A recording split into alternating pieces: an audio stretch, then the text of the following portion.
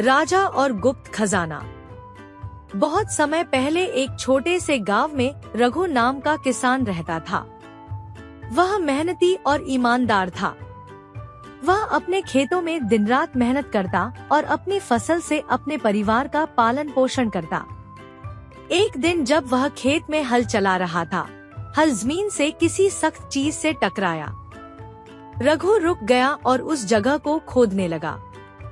मिट्टी हटाते हुए उसे एक बड़ा घड़ा मिला। घड़ा पुराना और मिट्टी से ढका हुआ था। रघु ने उत्सुकता से घड़े का ढक्कन हटाया तो उसकी आंखें चमक उठीं।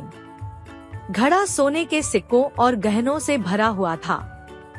उसने सोचा, इतना सारा खजाना, इससे तो मेरी सारी समस्याएं हल हो सकती हैं।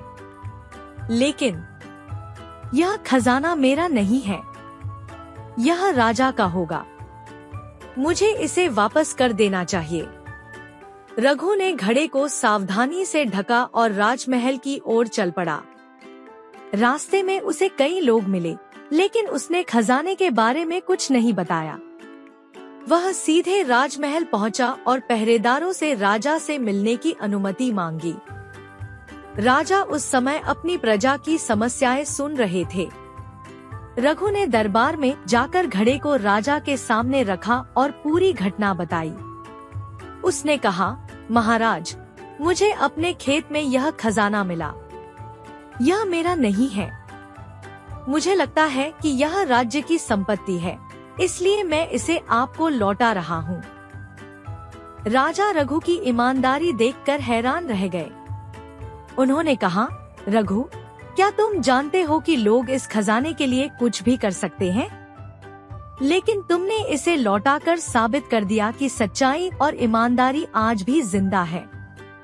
राजा ने घोषणा की कि यह खजाना अब रघु का है और उसे ढेर सारे इनाम देने का आदेश दिया।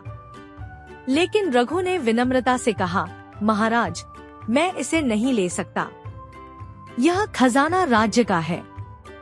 कृपया इसे उन लोगों की मदद के लिए इस्तेमाल करें जिन्हें इसकी सबसे ज्यादा जरूरत है। राजा ने रघु की बात मान ली और कहा, तुम्हारी ईमानदारी और विनम्रता से सबको सबक लेना चाहिए। तुम हमारे राज्य के सबसे ईमानदार व्यक्ति हो। रघु को राजा ने बहुत सम्मान और इनाम देकर विदा किया। गांव लौटने पर लोग उसकी ईमानदारी की प्रशंसा करने लगे। रघु की कहानी पूरे राज्य में फैल गई और वह सबके लिए एक मिसाल बन गया। यह कहानी सिखाती है कि सच्चाई और ईमानदारी से बड़ा कोई खजाना नहीं।